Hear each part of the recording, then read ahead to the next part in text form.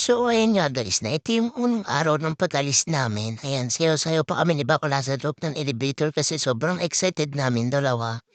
Ayan, tapos hanggang sa, ayan, nakasakay na kami sa taxi papunta ng airport. Guys, grabe, sobrang ganda ng bagong airport.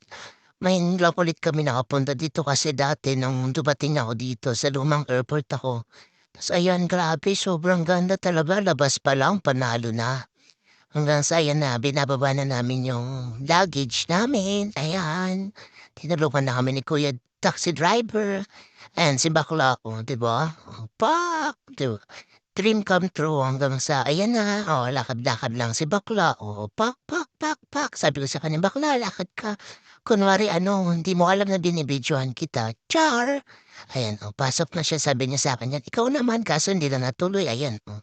Grabe, guys, sobrang ganda ng airport, nakaka-amaze talaga yung loob niya. So ayan, hindi namin alam kung nasaan yan yung ano, kung saan yung check-in, gano'n. Nagtanong kami niyan sa reception, ayan si bakla ta's sa sobrang bilis ng mga pangyayari hanggang sa nandiyan na kami, magche-check-in na kami, ayan passport daw, yan na, sayo-sayo na si bakla. Tapos na kami sa check-in, lahat okey na. So ayan na yung eroplano namin, ayan na, ayan, the moment of truth, ayan na ang mga snow, ayan na. Ayan na talaga guys, makatotohanan na talaga, may snow na. Hanggang sa ito na nga, nakarating na kami ng Armenia, nakasakay na kami ng taxi. Ayan, si kuya silip-silip lang siya dyan sa mirror na yan kasi ano, hindi kami nagkakaintindihan masyado guys kasi mostly sa kanila hindi sila nagsasalita ng English. Nakakapagsalita pero hindi ganun ka-fluent. Kasi ayan na, papunta na kami ng, ano yan, ng hotel. Ay, ayan, medyo maaga kaming nakarating sa hotel kaya ayan, tambay muna. Tas ito na guys yung hotel namin. Grabe, sobrang ganda ng hotel. Hindi namin expect na ganyan. Ayan, tour kayo o si bakla o tour. Kunwari ano, pakita ko sa inyo, ganyan, di ba? Alam mo naman ang mga Pilipino, alam mo naman mga tourist, ayan. Sobrang ganda talaga niya guys kasi ano, alam mo yung view namin, tas yung place sobrang ano, sobrang safe. Tas yung CR diyan hindi ko mapakita kasi si bakla umi-etyas. Kiss me, unang lapag, etyas agad. Ayan grabe sobrang ganda. Wala kaming masabi sa room guys kasi halos walang pagkakaiba dun sa picture tsaka sa tapos yun guys, after namin ilagay yung mga gamit namin, bumaba kami, naglalakad kami. Nung mga time na hindi pa namin alam talaga kung saan kami pupunta. Ano lang, tsamba-tsamba lang saan kami dali ng mga paa namin. Yun, dun na. Hinahanap namin dyan yung ano, Republic Square. So, ewan ko kung anong oras namin narating yung Republic Square dyan. Basta ano lang kami, ayan si Bakla, di ba, anino daw, anan daw namin, anina namin, kunwari lakad-lakad. Basta sobrang haba ng nilakad namin dyan. Tapos, guys, ang nakakatawa pa dyan, ikot kami ng ikot. Tapos, yun palang hinahanap naming Republic Square. Nandyan lang pala, hindi lang namin alam yung iskinita na papasukan namin. Kaya tawa kami ng tawa nung nakita namin siya. Pero sobrang haba ng nilakad namin yan, guys. As in, parang 2 hours or 3 hours yata kami naglalakad tas hanggang sa nakita namin yung may mga paligid pa kami na daanan na ganyan na 'di ba parang feeling ko haunted house yata 'to guys. Sabi ko dun sa isa, "Titira ka ba dito kung ganito yung daan na ano mo makikita mo ayan 'di ba lakad-lakad pa rin kami sa gilid ng kalsada, hinahanap pa rin talaga namin guys kung nasaan talaga yung Republic Square. Kasi meron kaming hinahanap na kainan yung Labash. Kasi nakita namin yun sa TikTok, may nag-vlog na masarap daw dun. Kaso, hindi namin alam kung saan namin hahanapin. Yung Google, nakikita naman namin siya sa Google pero ano, hindi namin makita pa. Ikot-ikot lang kami. Kaya tawang-tawa kami ni Akla. Diyos ko, gutom na ang mga person ng mga panahon na yan. Sayang naglalakad pa rin kami. Kung saan na kami nakarating. Hanggang sa madami na kaming nadaanan. Siyempre hindi naman kami puwede magtanong-tanong, "Ano 'to, Pilipinas?" Magtatanong-tanong. Ayan, tayo na naman, lakad na naman kami ni bakla. Basta guys, sobrang haba nung lakad talaga namin diyan. Kasi na namin parang gusto na lang namin mag-give up ko na parang kain naman lang tayo sa KFC kasi yun yung madalas yun yung lagi namin nakikita sa kalsada. Sige, sana naman nakakatuwa lang dito kasi alam mo yung ano, yung paligid nila parang basta iba yung ambience talaga para kaming nasa Europa, alam mo yun. Ta's ayan na, yan Google Map na kami kasi hindi na talaga namin makita. Sabi ko, "Bakla bang tiyanggi-tiyanggi na lang tayo?" Kasi ano, hindi naman natin makita yung Republic Square nung time na yun pagod na rin ako tapos sabi namin yung bahay na yan, ano kaya yan? Kasi puro nga ganyan. Tapos sabi namin, ano, tutuloy pa ba tayo o hindi na? Basta sobrang, yung iniikutan namin na yun, nandiyan lang din pala yung Republic Square na hinahanap namin. Tapos hindi ko alam kung anong ginagawa namin diyan, 'di ba, kung may nabili ba kami o wala. Hanggang sa may nakita kaming ganito guys, oh, sobrang galing niyang kumanta as in, oh, may pakalabit si Bakla sabi ko, "Picture, picture."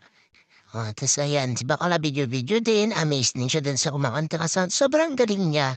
Ta's ito, nakalimutan ko yung tawag dito pero nakita namin 'to, isa din 'to sa sikat na puwedeng ano, galaan.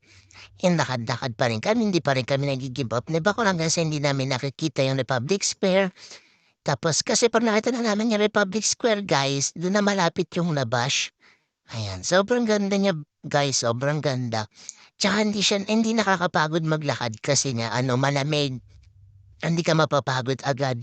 Kaso nung mga time na yan, sobrang gutom na lang kami kaya parang alam mo yun, parang gusto na lang namin kumain ng mga Jollibee, ng ano, ng KFC, tas kain na lang kami biryani kasi may mga gano'n din naman.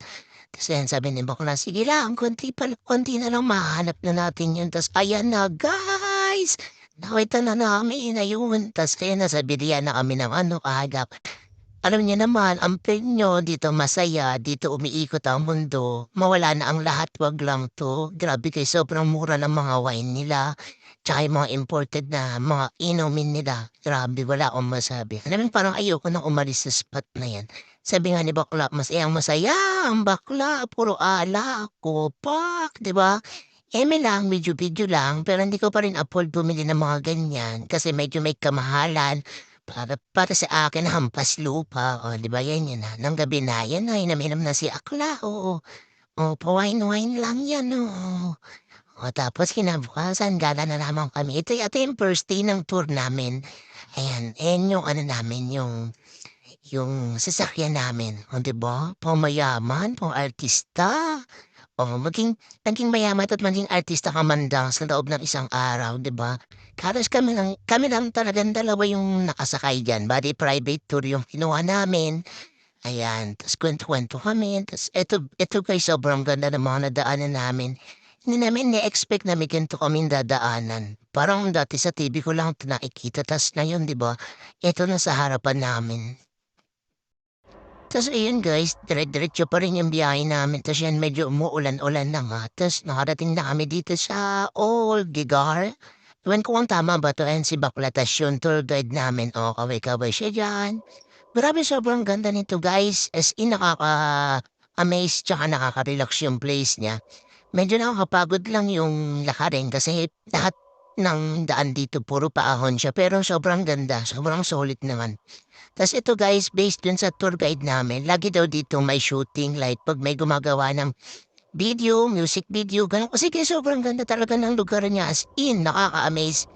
Puro siya ano, bato pero ang ganda. Tas ayan meron na naman kaming doggy na nadaanan, alam mo naman dog lover.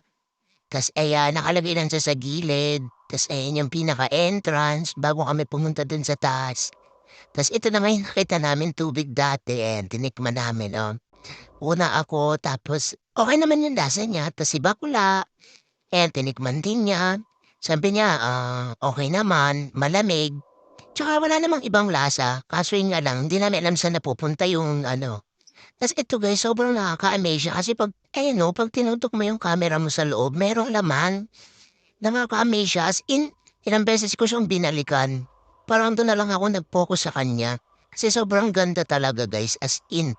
Hindi ko alam kung ano yung nandun sa loob niya tas anytime tinatawag na New Zealand in Armenia.